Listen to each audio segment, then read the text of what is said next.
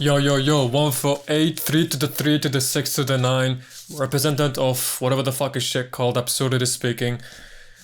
What up, bitch? The point that I want to talk about or tackle on this matter is the fact that as someone who just is in absolute fucking denial of whatever they come across, right?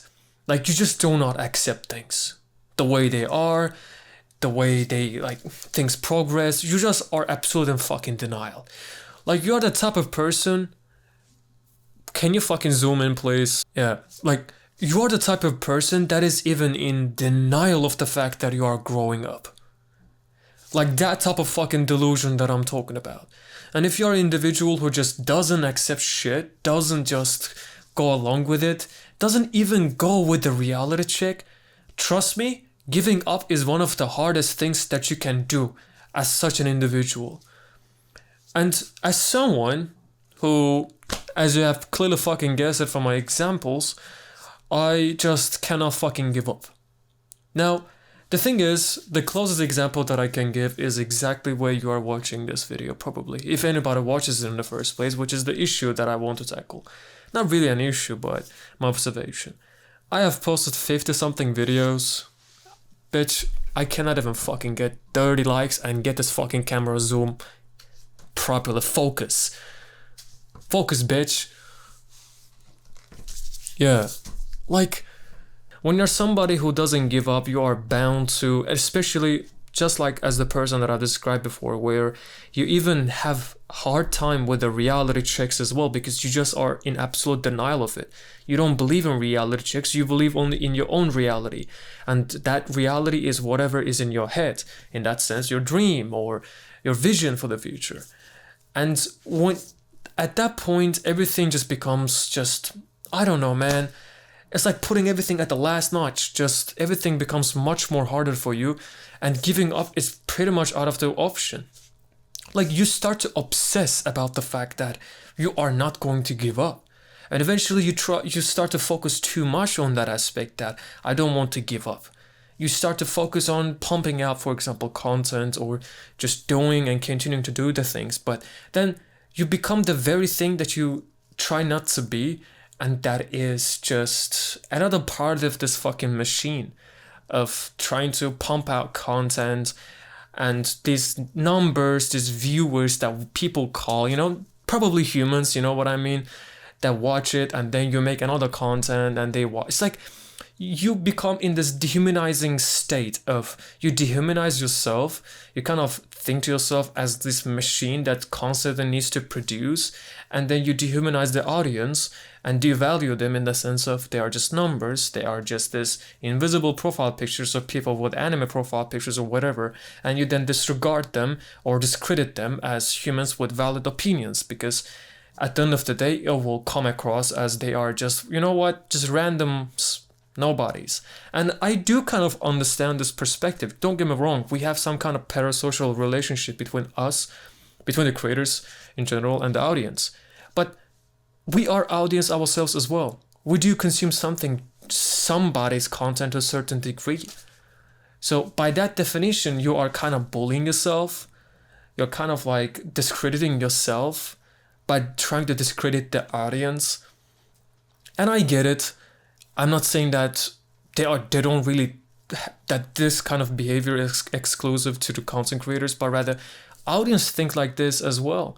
You see, in early age of the internet, there was some kind of connection that was going between the content creators and the audience in general, in forms of, like, for example, content interaction, right? Like reading out the comments or answering like questions, Q&A, like generally like interacting with the community in general.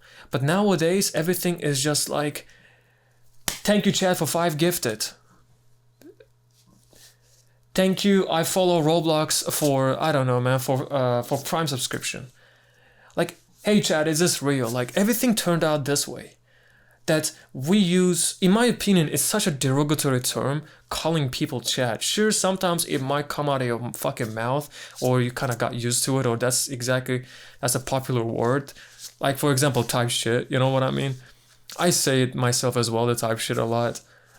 But I do believe it's a really derogatory term. You are calling 50,000 some people chat. So if you ask me what would have I called?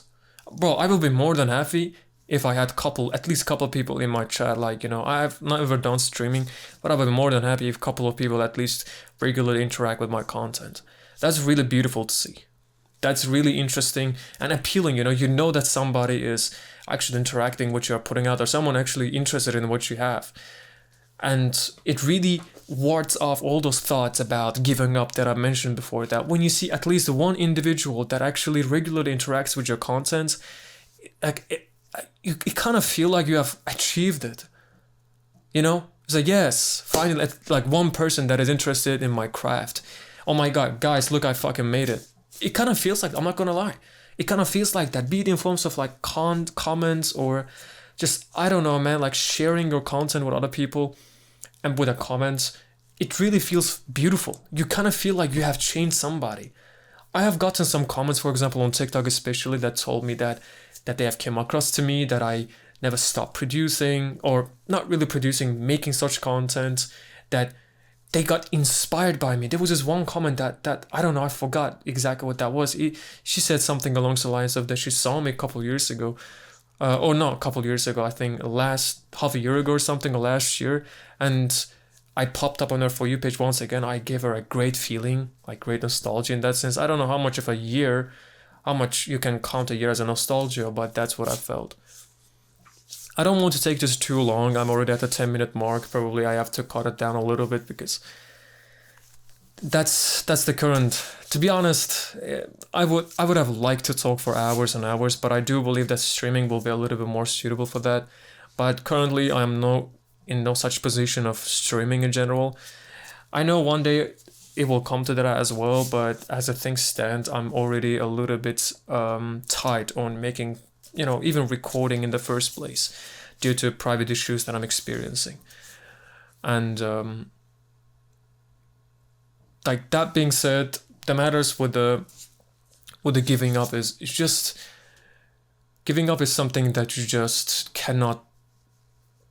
You just do not want to give in, no matter what, how the content is, the quality. Just you keep pumping out content for the sake of validating yourself about not giving up.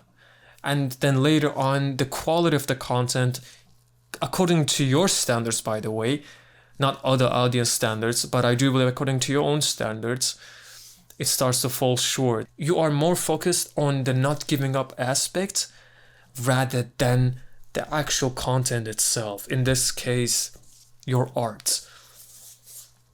Like, people say that it's really easy to give up, but in my personal opinion, can you fucking zoom? You know what? You're gonna fucking deal with it, whoever is watching this in the first place. Giving up is really hard. When you have a creative mindset, when you are someone who is in absolute denial, even in absolute denial of the past or growing up, or with reality checks, with reality, like things that happen that you can visually see and acoustically hear, that you're even in denial of those, for you giving up is pretty much becomes out of option, because you simply cannot give up. And I don't mean this really in a motivational way, but rather a little bit in a negative way, because you don't really step back. And when you step back, you kind of feel like you just gave up. You just gave in. Thus gave up. That you were like, man, that's like, oh my God, I fucked up. Like, I gave up. Then you start to stress about it. Then that shit makes you more sad. Look, man, I'm in no such position. Like, I would have loved if I had a certain amount of audience and would have told you that, hey, bro, you will make it. I had these thoughts as well. But currently, I am exactly the very person that I am talking about myself, in this case. But you see what this reminds me of? Every time when an idea comes up to my mind and it's too long to write, I always record my voice. And me being me, I would not always talk about the idea that I had in that instance, but I would also talk about things that is happening at that moment. For example, in this case, the example that I want to give is exams. Like, I will talk about, like, in my voice recordings that, man, in a week I'm going to have this like semester, whatever the fuck that is called, like a half year semester, and I will stress out about them. And the next thing that I know, like, then the days start to fall down. It's like, oh, I got 4 days left. Oh, I got 2 days left. And when I recorded my idea, like right before the exam, I would literally dedicate the first part of the voice recording, even though I would be like, I'm just gonna keep it short, but I will always keep it long. And I will go on talking about how tomorrow is the math exam, and if I miss this, then I am screwed. Then everything is gonna be just downhill. You might be thinking that I'm over exaggerating, but man, apprenticeship, what can I say? And in that moment, I will just talk about, man, I have this exam, I have to do this. And then, after the exam, I will record my voice once again when an idea popped up to my mind. I will talk about, I did the exam. It was crazy. I don't know if I passed it or not. I will even be more concerned about how things went. After I got the test results, and if I had another idea to record, I will talk about, I got the results, man. I made it. I fucking made it. I was like, I fucking made it, bitch. Literally 1, 4, 8, 3 to the 3 to the 6 to the 9. Like, I was like, man, I fucking made it, bro. I fucking told you, there was no need to concern yourself. And you will pretty much see the distinct difference, the way my emotion affects my mood in that voice recording over the course of the days as I got closer to the exam, post-exam, and post cards, whatever the grade reveal. And that is exactly what I had. Like, I think to myself, maybe it's one of these moments. Maybe this video is bound to just die at 0 views. And hey, at least one thing is for sure, I do believe this video I will make it. I do not have a doubt for that. As things stand, and even for the future, I'll fucking make it. But one fucking thing is for sure. That I just despise giving up.